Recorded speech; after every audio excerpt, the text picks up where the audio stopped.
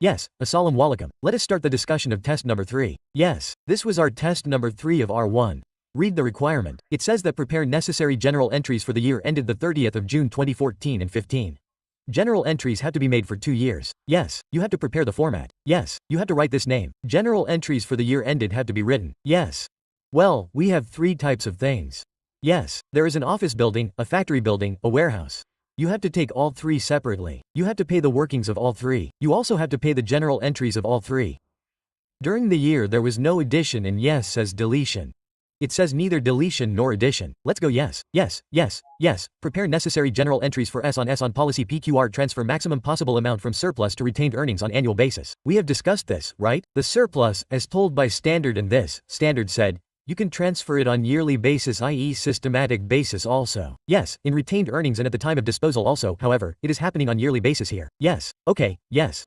Now what is it saying? It says, yes, cost, yes. Well, first cost is cost. It remains the same at any moment. Always, at which you bought the asset. This much on the 1st of June 2013. Yes.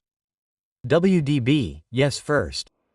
This much on the 1st of July 2013. So if I see the book value, then it comes, children, how much? Sorry, if I see the cumulated depreciation, this is the book value, this is the cost, so this is the cumulated depreciation. Okay, yes. This is the value which is determined, yes. The professional valuer did it on the 30th of June 2014.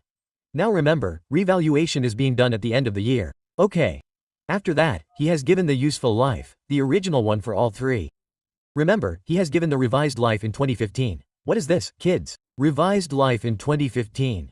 On the basis of this life, you have to charge depreciation.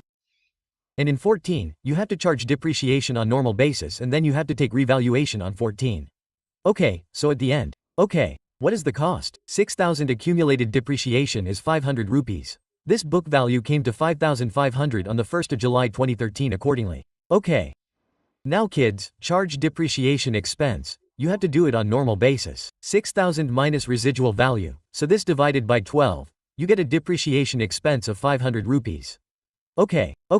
Because there is depreciation at the end of the year. So the depreciation charge will be made on the basis of the old date. You have to make an entry for this. Depreciation expense debit accumulate depreciation credit. Now the revalued amount is 5750. So this is the book value and what do you have to take from it? The difference is 750. Now you have to put a line here, which is our old method. You have to make an entry, first of all at the date of revaluation on elimination of accumulated depreciation. Accumulated depreciation will be debited and my brother, what will be the credit? See this, and what will be the credit? Office building. Now this line has come, this line has come. In between, see, how much depreciation is hidden. This 500 which is from the previous year, and 500 of our next year has to be entered as 1,000. And by how much is the revaluation surplus increasing? By 750. You have said asset debit and surplus credit. Well, this is about 14. When you come to 15, now you have this revised book value. Now you have to take the revised data. That means, revise means remaining. I had explained the meaning of this revise. If nothing is told, then this is remaining. Now this is remaining. Divide the remaining by 8 divided by 8. We have asked this type of question earlier also. So, you have to charge the depreciation of 15 from this 79. Yes, this is the change in estimate for 2015. Life is changing. So what do you have to do? Yes, depreciation expense debit, accumulated depreciation credit. And this is the entry for incremental depreciation.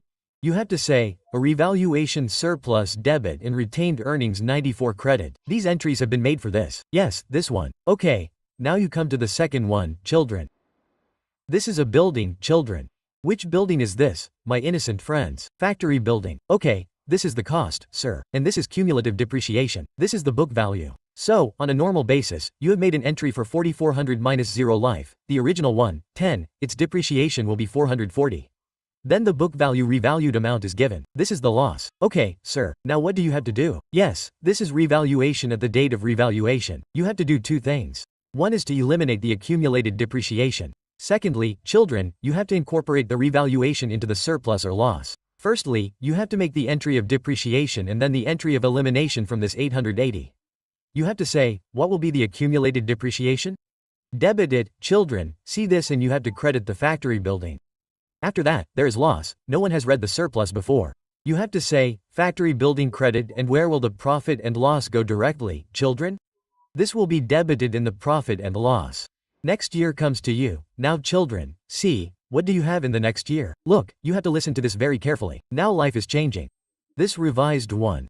This 9 is correct, children? This 9. Okay. Now on its basis, now you have the book value. This estimate is changing, right? On 2015. Now children, look here, you have to listen to this very carefully.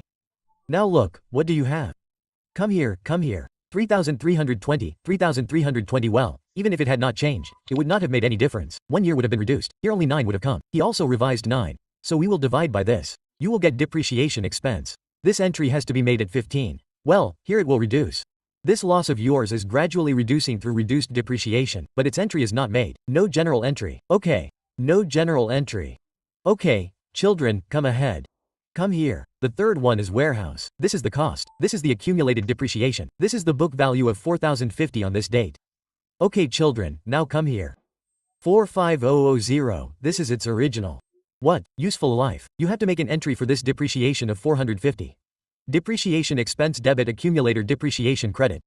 After that the revalued amount is 3350. Now children, this is 3350. Compare it with the book value.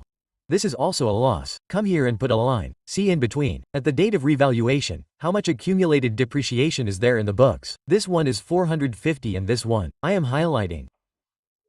Sorry children. This one and this one is 900 accumulated depreciation debit and warehouse credit, and children, second step. What is happening in this column? Yes, the credit is decreasing. You have to say, yes warehouse credit and children, profit and loss debit. Now if it comes to next year, then children, you have to listen very carefully. Now this revised book value is 3,350 if then. Life would not have been revised. Then you had to reduce 1 year from this, right? 1 year out of this, 9 was to come here, but children, 9 was to come here. Oh here 9 was to come here, but children, what is the issue? See, whenever you have a revised book value, then you have to divide it by the remaining life. What is its name? Yes. But here the remaining life itself has been revised. There is a change in estimate, so now you have to divide it by the revised one, which is 8. How much is it children? It is 8. Next year. This depreciation expense of next year will come children.